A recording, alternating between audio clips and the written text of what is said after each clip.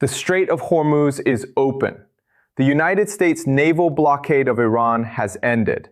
And Donald Trump wrote on Truth Social the words that no analyst predicted would come this soon. The deal with the Islamic Republic of Iran is now complete. One of the most destructive military conflicts in the modern Middle East, a war that began on the 28th of February 2026 with simultaneous American and Israeli strikes on Iranian soil, has reached an agreement. But before you accept the version of this story that governments want you to believe, you need to understand what is actually inside this agreement, what has been deliberately left out of it, and why the most dangerous question in this entire deal has not been answered by anyone in Washington, Islamabad, or Tehran. Because this is not simply a peace deal. This is a document with a hole in it, and that hole is called Israel. The mainstream media coverage of this announcement has been predictably shallow. Broadcasters are leading with the dramatic language. Trump's Truth Social post, "Ships of the world, start your engines, let the oil flow," is being played on loop. Pakistani Prime Minister Shehbaz Sharif is being celebrated as a historic mediator. Oil prices are falling, markets are rising, anchors are using the word historic. What they are not telling you is this: Israel was not part of these negotiations. Israel was not in the room. Israel was not consulted on the final text. And Israel struck Beirut's southern suburbs on the very same day this deal was announced, directly threatening to collapse the entire agreement at the final hour. That is not a footnote. That is the central crisis of this entire settlement. Let us go through what we actually know, methodically and without the noise. The first thing you need to understand is what this deal actually contains and what it deliberately avoids. The agreement includes a permanent ceasefire between the United States and Iran, the immediate lifting of the American naval blockade of Iranian ports, the toll-free reopening of the Strait of Hormuz to international shipping, and according to Pakistan's Prime Minister, a cessation of military operations on all fronts, including Lebanon. The deal was finalized after 14 hours of direct talks in Tehran between Iranian officials and a Qatari representative. Iran's Deputy Foreign Minister Kazim Garibabadi confirmed the agreement on state television. But he added something that almost no Western outlet highlighted properly. Iran will not begin implementing this deal until the formal signing ceremony takes place on the 19th of June in Switzerland.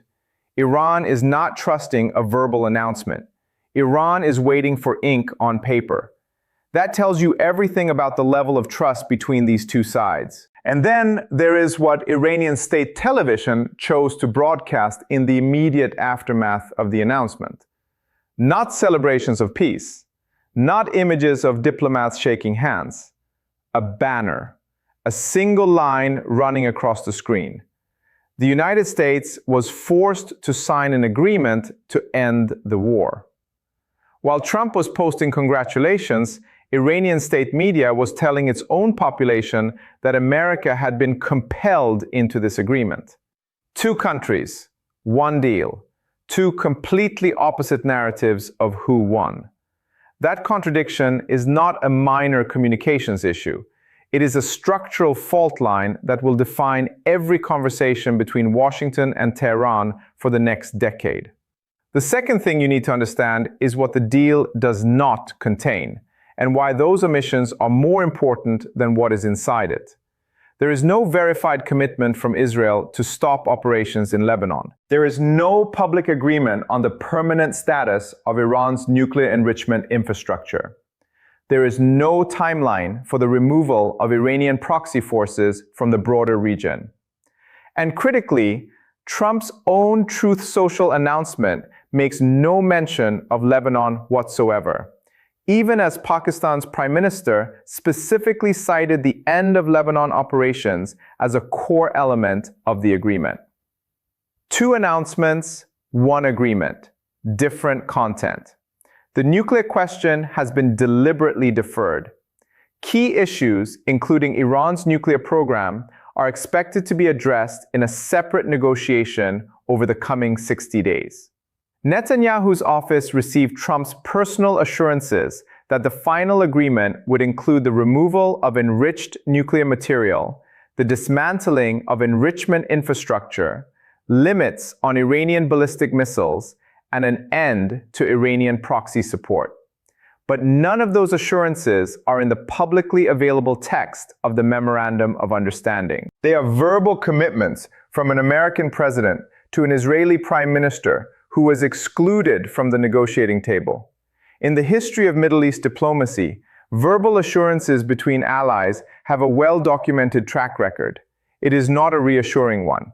The third thing you need to understand is the role of Pakistan and what it reveals about the new architecture of power in this region. Pakistan served as the primary back channel between Washington and Tehran throughout the most critical phase of this war. Pakistan's interior minister flew to Tehran for direct talks with Iranian Foreign Minister Abbas Araghchi. Pakistan's prime minister personally convinced Trump to hold off on a third consecutive night of strikes on Iranian territory in early June. And it was Sharif who made the public announcement of the completed deal, minutes before Trump posted on Truth Social.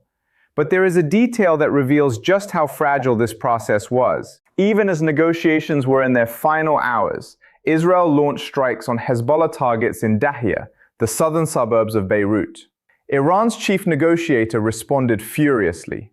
The attacks very nearly ended the talks entirely. Pakistan was forced to manage not just two parties, America and Iran, but also the actions of a third state, Israel, that was not even at the table.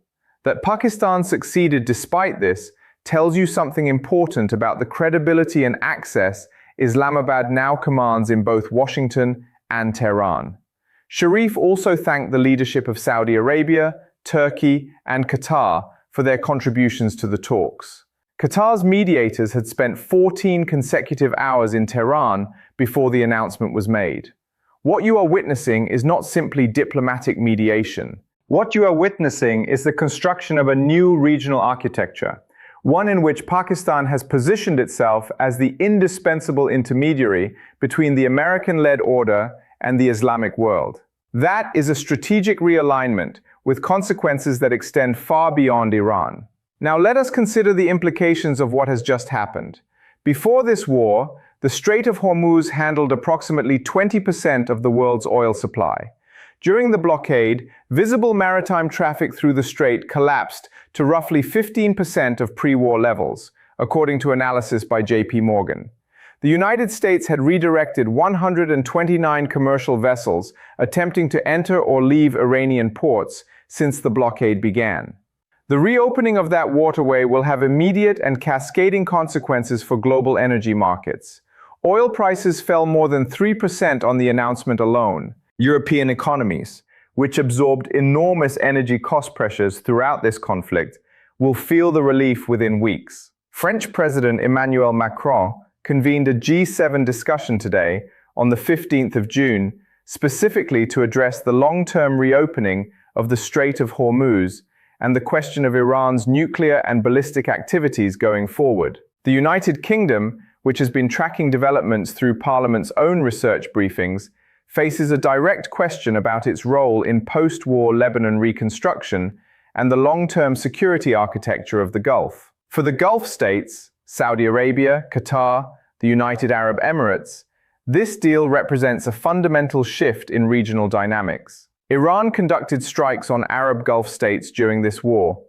Those strikes damaged relationships that Tehran had spent years carefully rebuilding. The post-war Iran that emerges from this agreement will need to reconstruct its regional relationships from a position of significantly reduced military capability and diminished influence.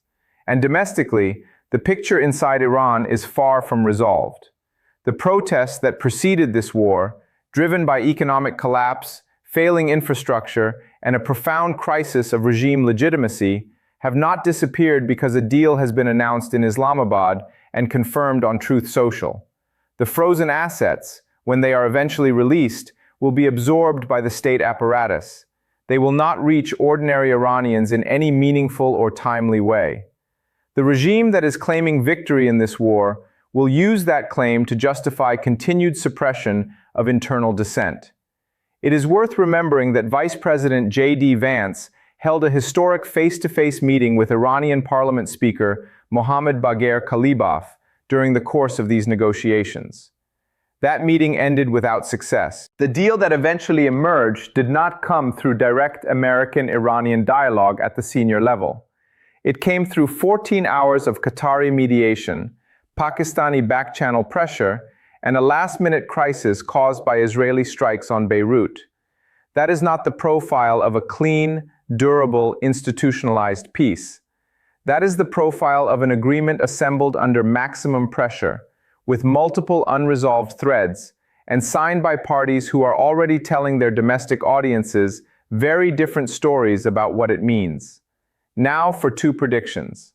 The first prediction is this: the signing ceremony in Switzerland on the 19th of June will take place, but the 60-day technical negotiation period that follows will be the most dangerous phase of this entire process. Within that window, there will be at least one serious incident, either an Israeli military action in Lebanon or Syria that Iran declares a violation of the ceasefire, or an Iranian refusal to comply with a specific technical demand regarding its nuclear infrastructure.